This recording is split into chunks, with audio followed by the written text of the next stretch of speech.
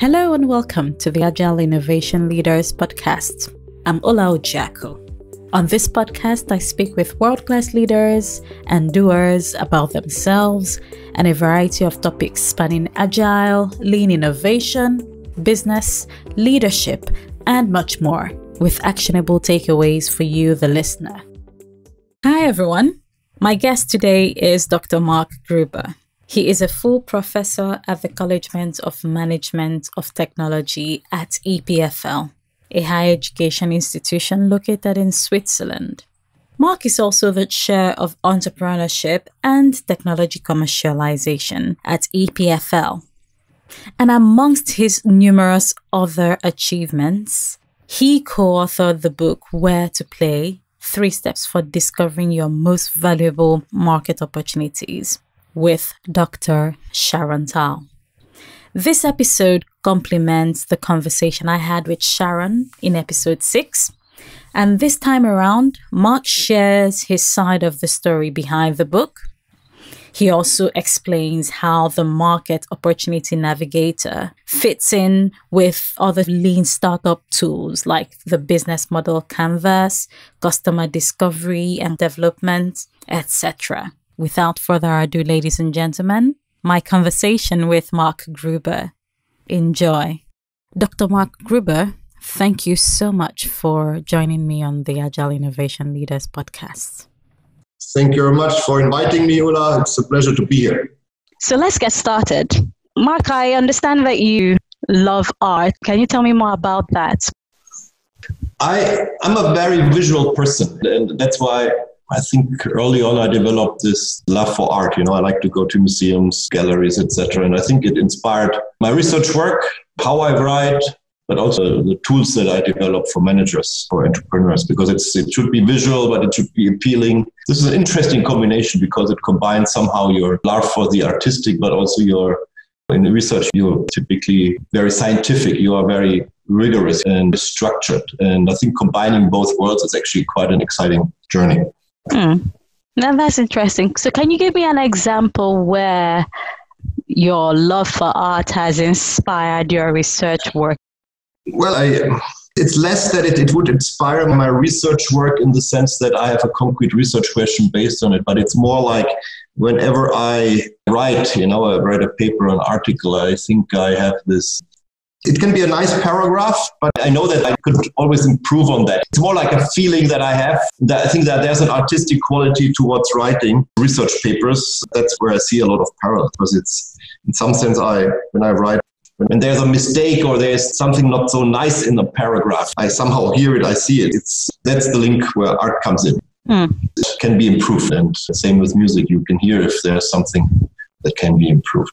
Now, that's an interesting analogy. I've also heard Steve Blank say entrepreneurs are artists, and a good artist knows that the first instance of their work can never be the last one. There's always iterations. Exactly. And I think that's where when you write a nice research paper or write any book or develop a tool, that should be the same type of instinct. You want to improve on it. You want to not only do your best, but it has some intrinsic quality that you're trying to achieve that satisfies you. Interesting. So do you paint also? I should make more time on it. Too little time now. I'm more the passive art lover nowadays. When I go to conferences, you have to give a speech or so. I like to go to the museums and the galleries and check out the new artists, the established ones, So this is kind of nice because once in a while you see a nice piece and then you acquire it and it's, and then it travels with you through life because you have it. I'm one of these people, I like to collect these things. I would never sell them,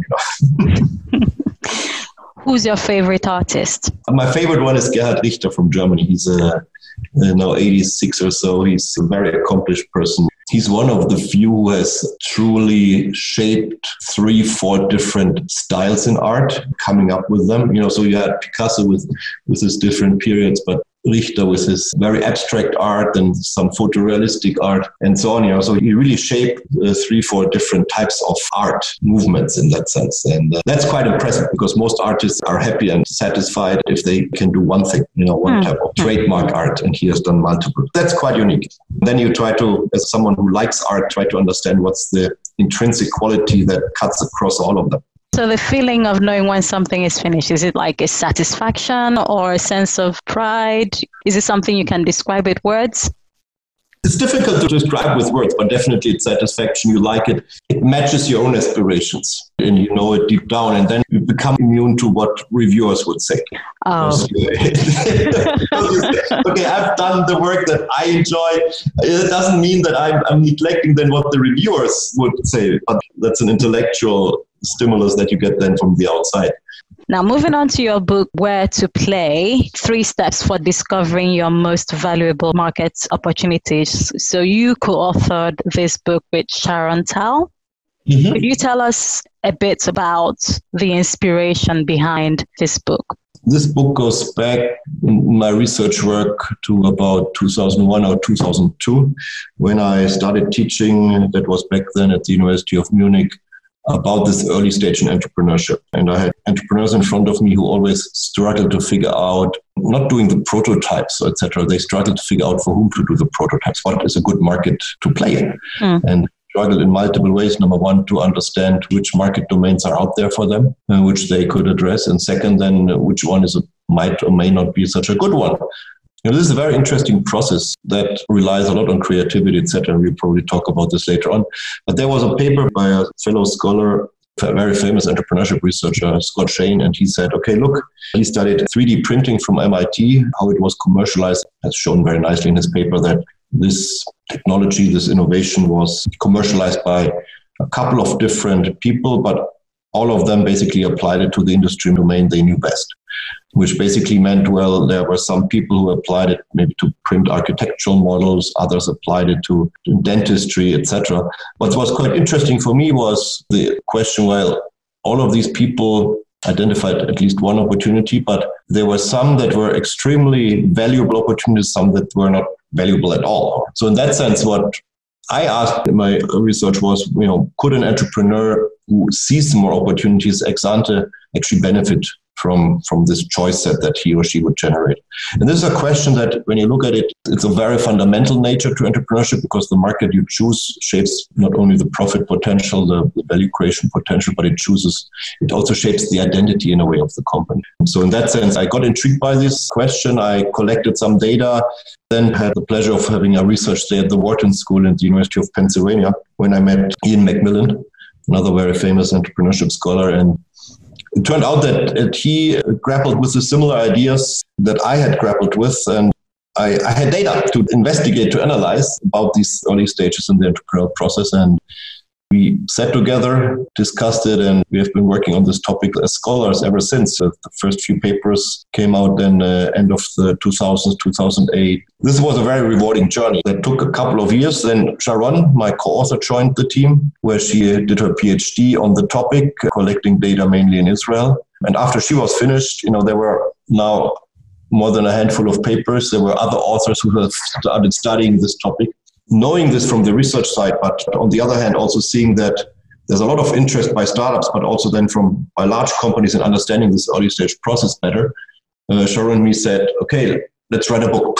let's codify this. Let's make sure that others can understand it and get access to the information, because we cannot answer so many phone calls or write so many emails always explaining the same thing. So in that sense, a book is a convenient tool to multiply yourself. And that's how it came about. But it happened over 15 years of research that then culminated in an effort to write a book. We initially thought it's a 3-month effort to write a book. It took us probably 2 years or so. Oh, wow. So 15 years of effort, of research, and it took you about 2 years to now put together the outcome from the research. We thought, we've done all the research, so we should be able to write it down easily, develop a tool or business framework around it. But that was the hard part, to write something where you know the depth, where you know it from the research side. You have seen thousands of cases. And then being true to yourself as a researcher and say, hey, it should be simple but not simplistic. And this is a fine line to walk for any author. Because a tool will be applied when it's simple, easy to use, but it also will only be applied if it delivers real value. Everyone can dumb down any question as much as one wants, but then it's not useful anymore. Finding that fine line between having a simple tool, but that is still useful, valuable, So it took some time to iterate, develop different visuals, develop different explanations. After all, I think it turned out nice. It was just a journey that is common to anyone developing a prototype. So in that sense, what we did there with the tool is nothing less, nothing more than developing another prototype. If you want to do it well, it's not like a simple task. I have read the book. It's so easy to read, very simple to understand, but not simplistic, as you said. It's quite easy to miss the amount of work it takes to make things easy and accessible. After the fact, it always looks, that's simple. Yeah. That's exactly the reaction we want to have. That's what a framework needs to do. It needs to boil down, guide you to the main issues, help you ask the right questions, and give you good answers. Great admiration for everything Alex Osterwald and Yves Penier have done with the business model canvas book, because that's a fantastic book to really enjoy. I have read that, yes. Could you tell us a bit more about the Market Opportunity Navigator? Because that seems to be the centerpiece of the book, Where to Play. So the book is called Where to Play, as you say. It addresses this very fundamental question: which market domain should I enter? This is a question, if you break it down analytically, you can say, hey, I first want to understand playground, my opportunity landscape. It's not straightforward to figure this out. Some people might think, I can only play in one domain, but I have yet to meet an entrepreneur who actually is trapped in one domain only. Normally, entrepreneurs can play in multiple domains using their competences. Let me give you a simple example. It's a drone company out of Lausanne, Flyability, that Steve Blank also featured in his blog post about the book. This is a drone company that has created a drone in a cage. Of course, for such a company, they were inspired by a clear market need in the nuclear energy domain, but then realized there might be better market domains out there. And they did it early enough to avoid any costly pivots. Oftentimes, companies realize that only after a couple of years for such a company, they were that the market domain that they have originally identified, conceived of, is not as performant as it could or should be. Then they need to pivot. We wondered, with our practical work with the startups, with innovators and established firms, can't you make this process a bit more foresighted? This doesn't mean you have a crystal ball and exactly know what the future will bring. This is not at all the idea. Quite to the contrary, in innovation, we all know that you cannot predict the future. But what is particular is that you can also already in advance try to understand some basic features of your markets. Some are highly contested, some are not. Some are growth markets, some are shrinking markets, etc., etc. So there are parameters where you can say, I can make an informed choice. Second, what you can do by having this bird's eye view is to bake agility into the DNA of your startup. Just think about the brand name you're going to choose. If you have a company that is doing drones, this company in Lausanne that I was talking about called itself Flyability. With this name, you basically can enter any type of domain. They could also have called themselves drones for the inspection of nuclear energy plants. This would lock them in even more into this domain and would make a pivot even harder if it should become necessary. So in short, what we wanted to do with the method is to provide you with a tool to figure out what are your potential domains out there, your opportunities. And second, provide a tool that allows you to become a more agile startup.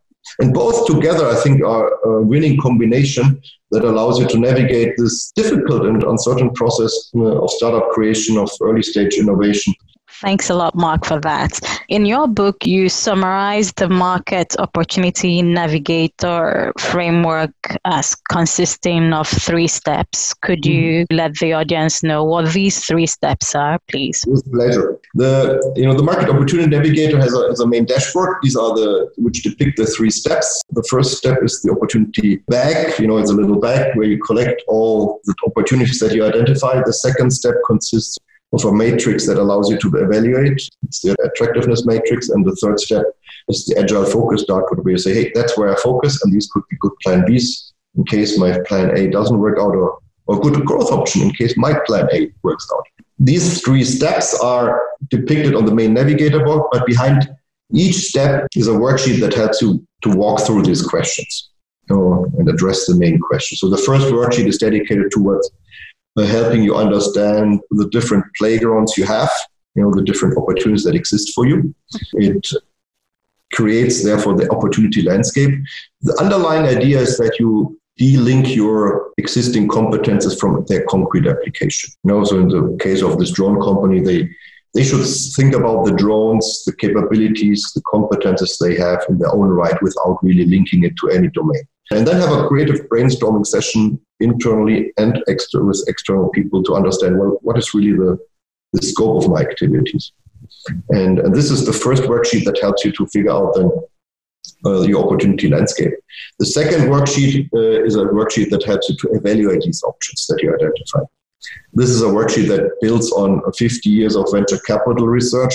So most of your listeners will probably be familiar with the venture capital domain and know that one of the core tasks of a venture capitalist is to understand the prospects of an early stage venture. Venture capitalists have developed rich sets of tools basically to analyze the attractiveness of potential ventures that are presented to them. And we drew on 50 years of research in this domain. And this was really hard work to bring them together into factors that shape the attractiveness and factors that shape the challenge level inherent in the opportunity, which when combined provide you with an assessment of how good or not so good these opportunities are. Again, under uncertainty, which means, well, you need to maybe adjust your information over time, etc. Because these are 6 factors in total, it had to give entrepreneurs and innovators a more complete view of the factors that matter. Because you might have realized it yourself when you talk to entrepreneurs, they're always excited about the opportunities they pursue. And usually they focus on one dimension.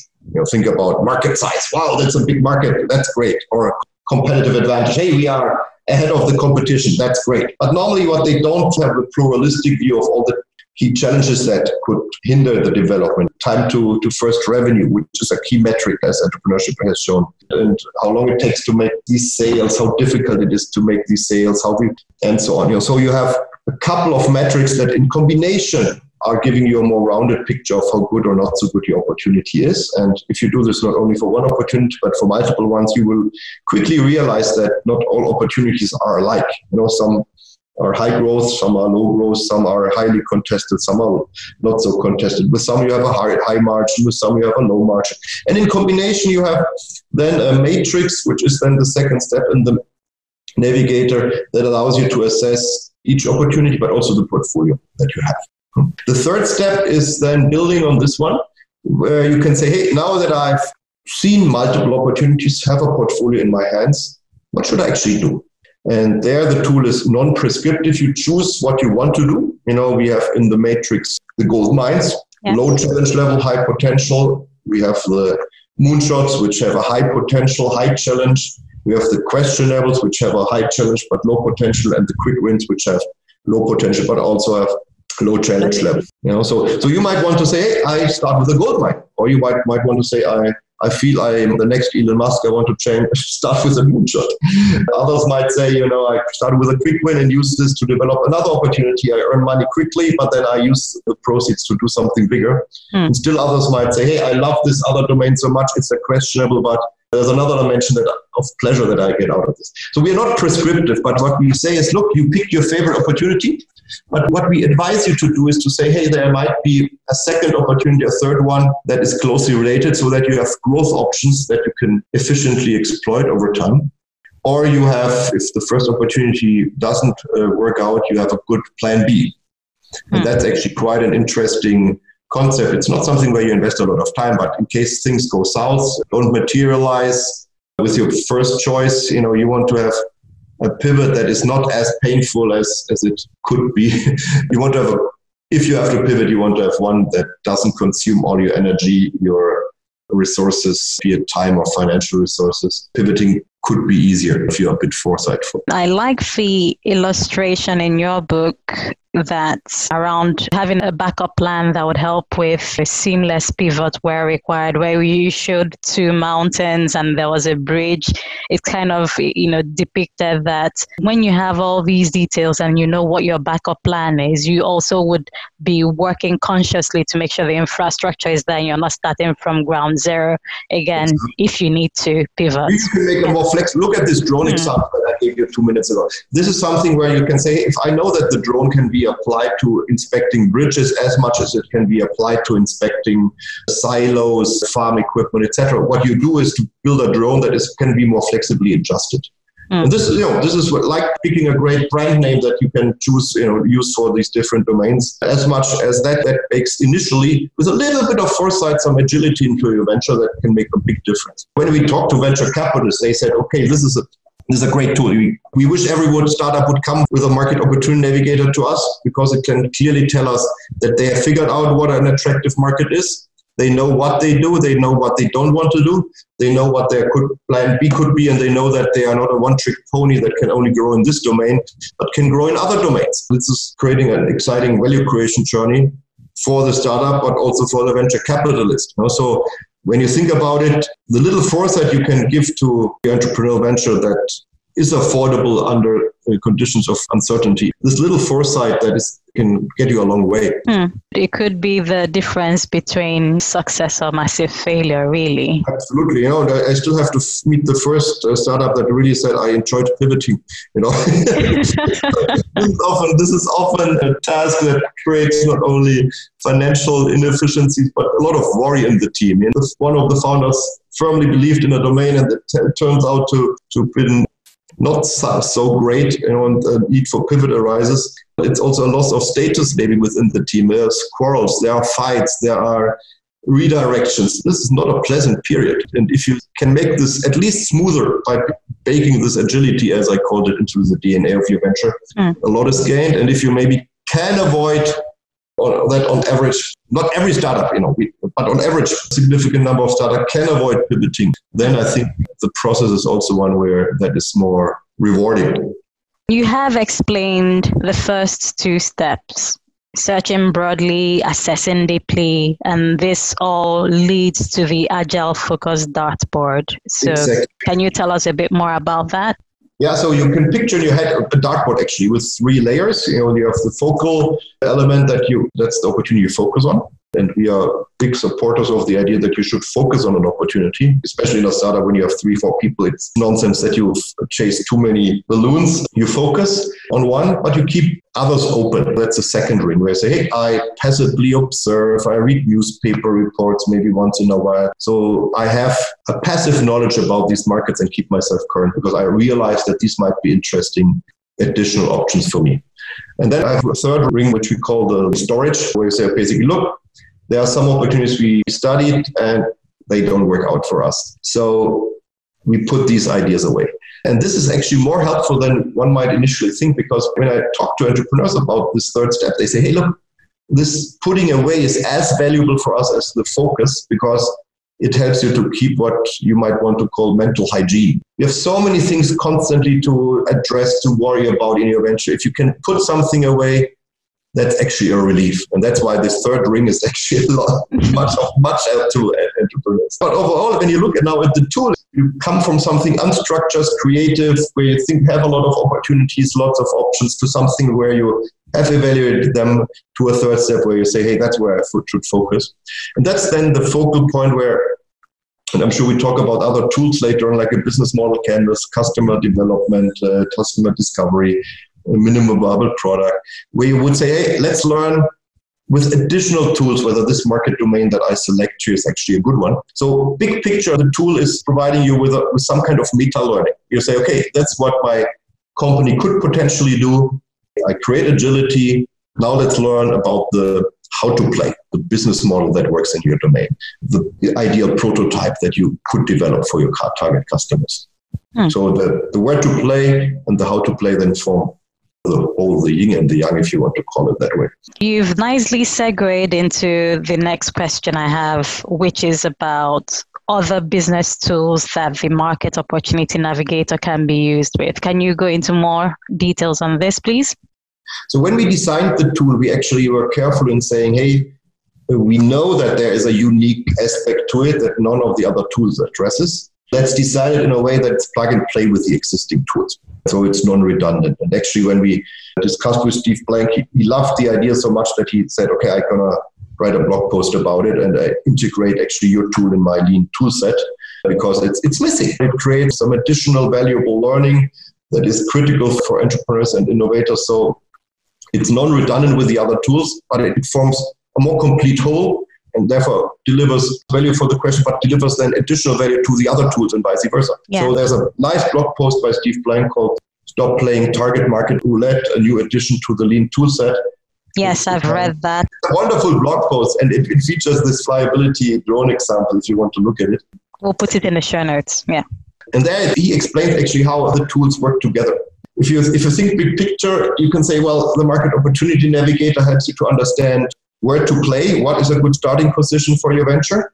And then you would say, hey, for this starting position, for this domain, I now try to develop a business model that is appealing. And in order to develop a good business model, I need to figure out product market fit. So I do customer discovery, I do minimum viable product. You all know Osterwalder and Pinier's business model canvas, Yes. Blank's tools about minimum viable product, customer discovery. The lean startup, yeah. Exactly, the lean method that is then extended and say, okay, there's another layer to the lean method.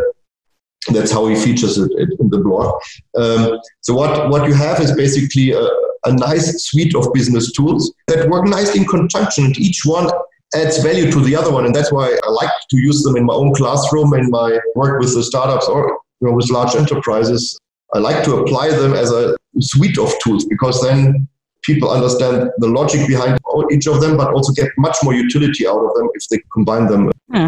So it sounds like, the Market Opportunity Navigator gives you a view at a higher level, a macro level. And then once you've gotten those details and you've narrowed down on where to play, you can now drill down into, developing the business model canvas and testing your hypothesis using the lean startup method. But if you look at the lean startup tools, the business model canvas in that sense as well, they don't really tell you where to play. They assume that you have a market. Also, if you look at design thinking, it's an important method nowadays in the toolbox of any innovation manager.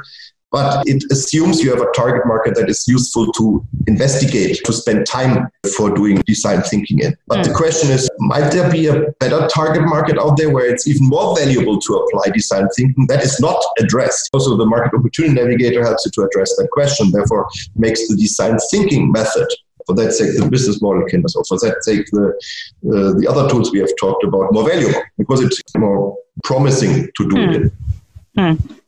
Do you, so far, the focus or the conversation has been on how this Market Opportunity Navigator framework is useful for startups.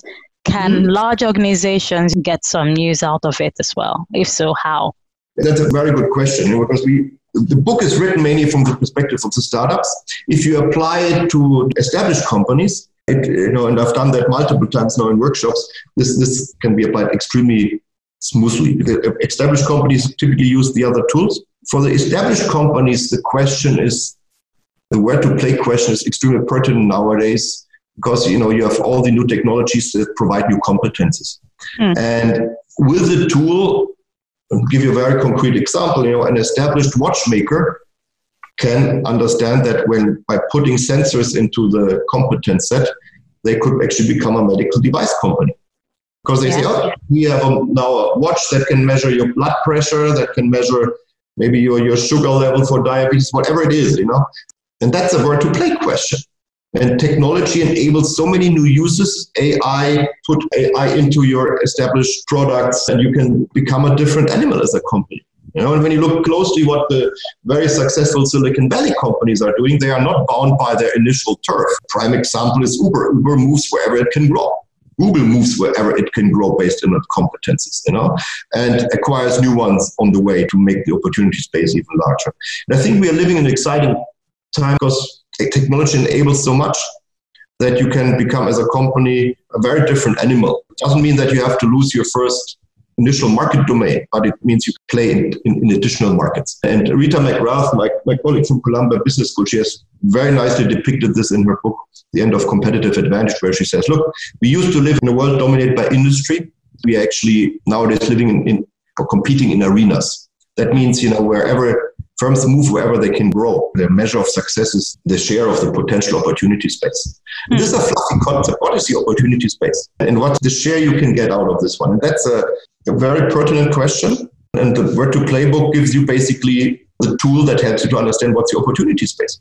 This doesn't fall out of heaven for the companies. If Apple moves into car manufacturing, This is an entrepreneurial step where they say, okay, that's an opportunity that we identified among many opportunities that they identified, that this is one that they deem worthwhile to get into. Mm-hmm. Then there's managerial questions about how to exploit this opportunity. You hire away people from Daimler, partner up with Fiat, whatever, the steps are to exploit this opportunity. But initially there's the where to play question for Apple, for Uber, for Google, for any type of company out there. And you can close your eyes to that and say, hey, we are only in our home turf. But then others might set their sight on your home turf. Think about what happened to the cell phone manufacturers. They were attacked. They didn't die because the second one, Ericsson, took over Motorola and became bigger than Nokia. No, it was the computer manufacturers who said, hey, we can play in the cell phone domain.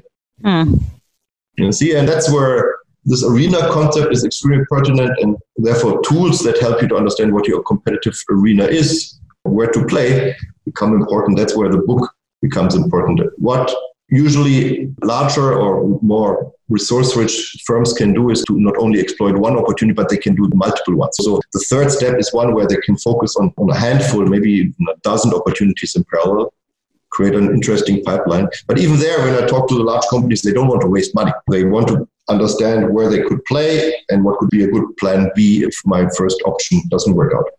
They also want to be lean and agile. Well, if you can achieve a higher innovation outcome, a strong innovation outcome with less effort, with less resource consumption, of course, that's a winning formula.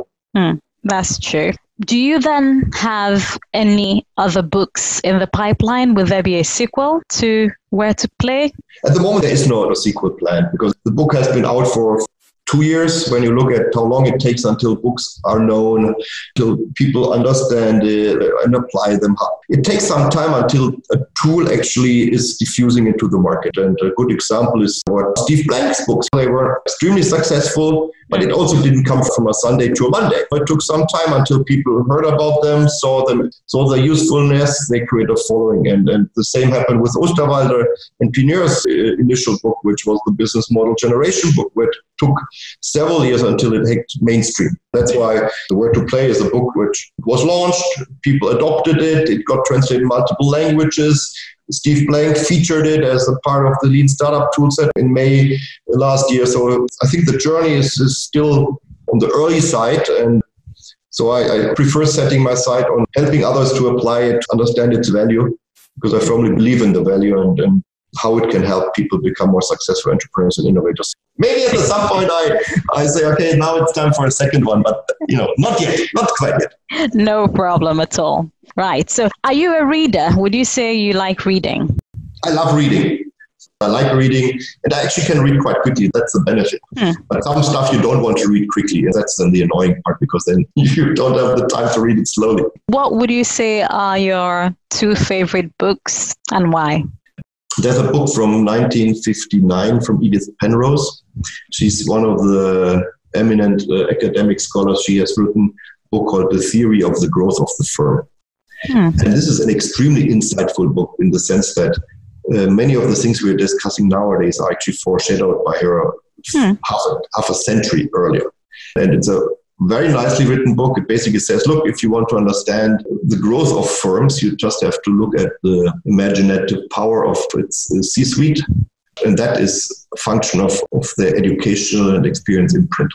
And it's just one element of the book, which makes it, from my sense, exciting, because it foreshadows a lot of the diversification literature we see, the growth literature that we see nowadays. And it has very powerful patterns of explanation that help you to understand why some firms are growing very strongly, while other firms might be very constrained in how they think about what they could do. Ultimately, it brings it down to a very intriguing level of understanding, because it connects the cognitive element to the resource base of a company. So I recommend that definitely to everyone.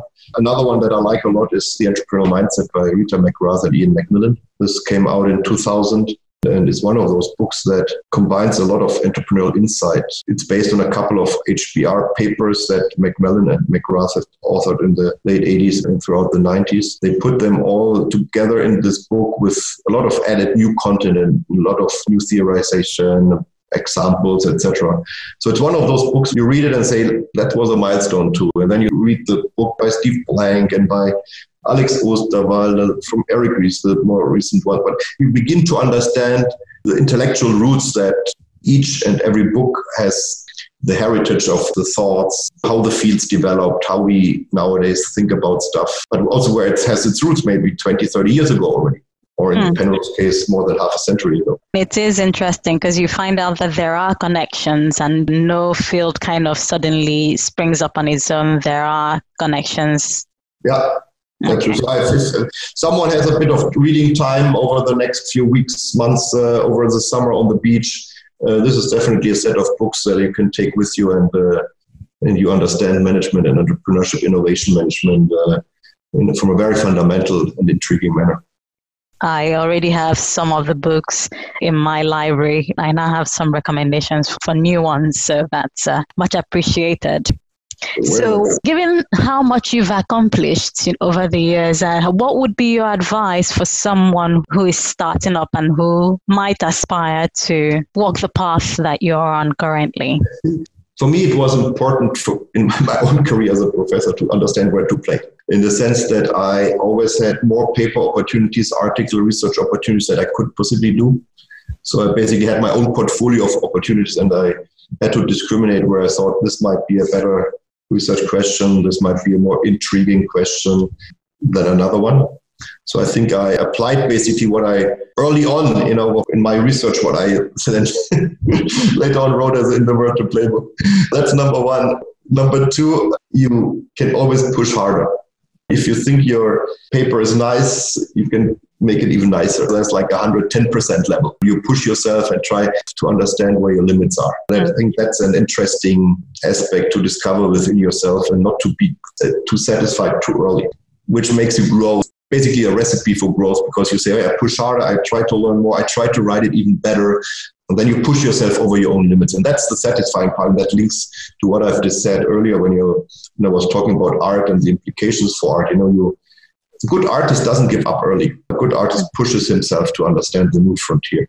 And I think as scientists, we are pushing the frontiers. And, in that sense, giving up too early is not a good recipe. You always can do better, because that's the way you learn. And that brings me actually to my third advice, is to being a professor, being an academic.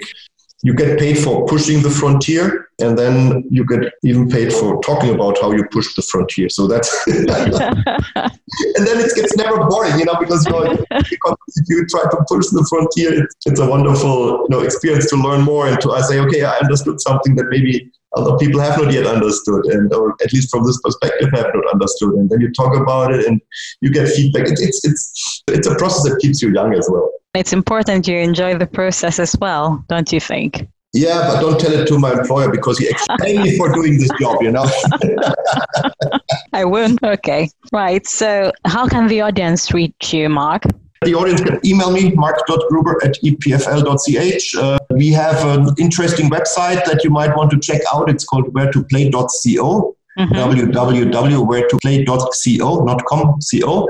There you can register for our newsletter. So every other month we update latest news, latest slide sets. You can download all the stuff for free. You can get webinars about the method. You can, if you're a trainer, a coach, a consultant, you can get the material there for free to apply it in your activities. The worksheets are in the open domain. Download. We have a basic slide that you can use for teaching the method, for doing your consulting. All of that up on the website. Check it out, wheretoplay.co. You just have to register, and then all this material is available for you. Oh, wow. All for free. No. All for free. Wow. That's impressive. I'm currently working also on an app, so that this becomes what I described as a process becomes a very playful exercise. That's great. Are you on social media? All on the usual suspects except for Instagram. Marc B. Gruber on Twitter. It's on LinkedIn, on Facebook. You find me with my name. That's about it, Is there anything else you want the audience to check out or do? If people send us emails about how useful it was, if you have the chance to apply, please do, and let us know your experiences. This is rewarding for Sharon and myself to just listen to your stories, how it helped you, etc. We get many stories of entrepreneurs saying, "Oh, we wish we would have applied it when we were young. We could have avoided so many mistakes," and then they still applied when they have a bit progressed in their careers, and that's exciting to hear as well. But please share your stories, email us, leave them on the website. We want to hear from you. Great. Well, thank you so much for your time, Marc. It's been an absolute pleasure speaking with you. It's my pleasure entirely. Thank you very much, Ola. That's all we have for now. Thanks for listening. If you like this show, do subscribe at www.agileinnovationleaders.com. That's agileinnovationleaders.com. or your favorite podcast provider. Also share with friends and do leave a review on iTunes. This would help others find this show.